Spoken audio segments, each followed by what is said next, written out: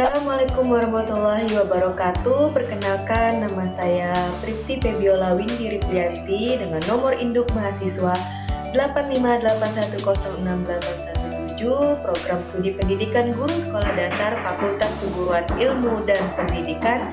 Saya berasal dari UPBJJ Universitas Terbuka Pontianak, dari Salut Lilik Trianto, Kabupaten Ketapang, Provinsi Kalimantan Barat. Nah, pada kesempatan kali ini saya akan melaksanakan tugas praktikum IPA di SD tentang uji makanan. Pertama, uji karbohidrat, uji protein, dan uji lemak. Pengertian protein adalah zat gizi makro yang tersusun dari asam amino yang berfungsi untuk membangun serta memperbaiki jaringan tubuh, membantu pertumbuhan, dan menjaga kesehatan tubuh. Dalam kegiatan praktikum ini, kita akan melakukan uji protein. Tujuannya adalah mengidentifikasi bahan-bahan makanan yang mengandung protein. Adapun alat dan bahan yang perlu kita siapkan. Berikut contoh bahan-bahan yang sudah saya siapkan.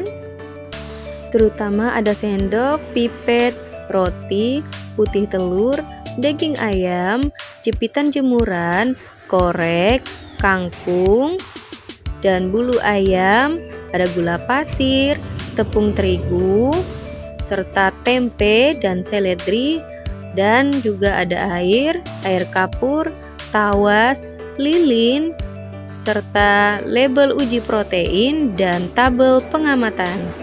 Kemudian nyalakan lilin, dirikan lilin di atas mangkuk, terus ambil bulu ayam, kemudian bakarlah di atas lilin. Selanjutnya amati dan jelaskan bau yang ditimbulkannya. Gunakanlah bulu ayam terbakar ini sebagai kontrol.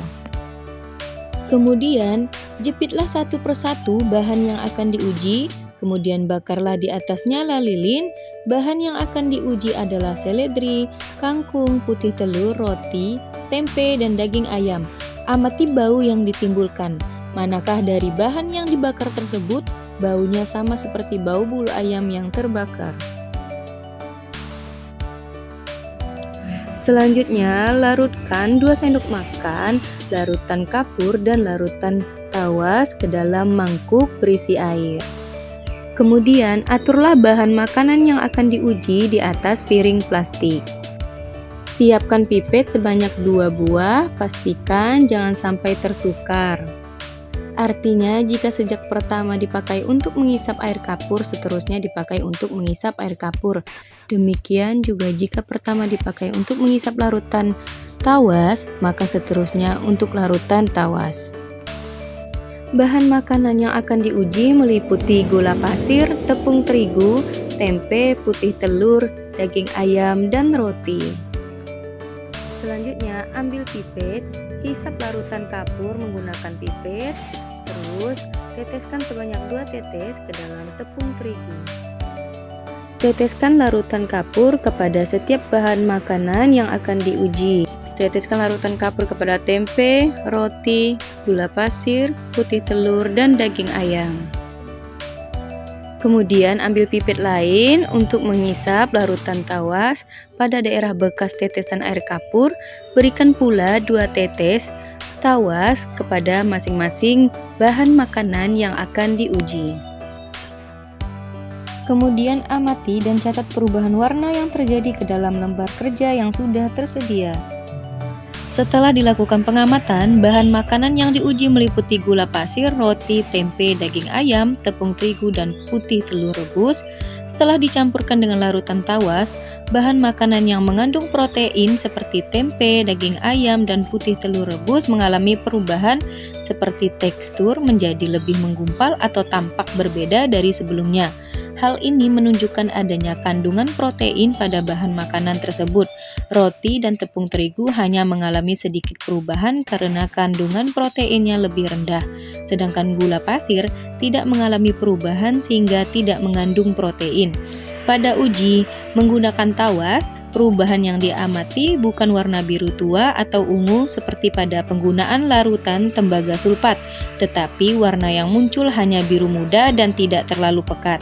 Selain itu, Perubahan juga terlihat dari tekstur bahan makanan yang menggumpal. Berdasarkan hasil pengamatan tersebut, praktikum uji protein ini dapat dikatakan berhasil karena menunjukkan perbedaan kandungan protein pada setiap bahan makanan yang diuji. Kesimpulan praktikum uji protein menunjukkan bahwa bahan makanan yang mengandung protein seperti tempe, daging ayam, dan putih telur rebus mengalami perubahan setelah ditetesi larutan tawas dan larutan kapur, yaitu muncul warna biru muda dan sedikit penggumpalan. Roti dan tepung terigu menunjukkan perubahan yang lebih sedikit karena kandungan proteinnya lebih rendah, sedangkan gula pasir tidak mengalami perubahan karena tidak mengandung protein. Berdasarkan hasil tersebut, praktikum berhasil menunjukkan perbedaan kandungan protein pada berbagai bahan makanan.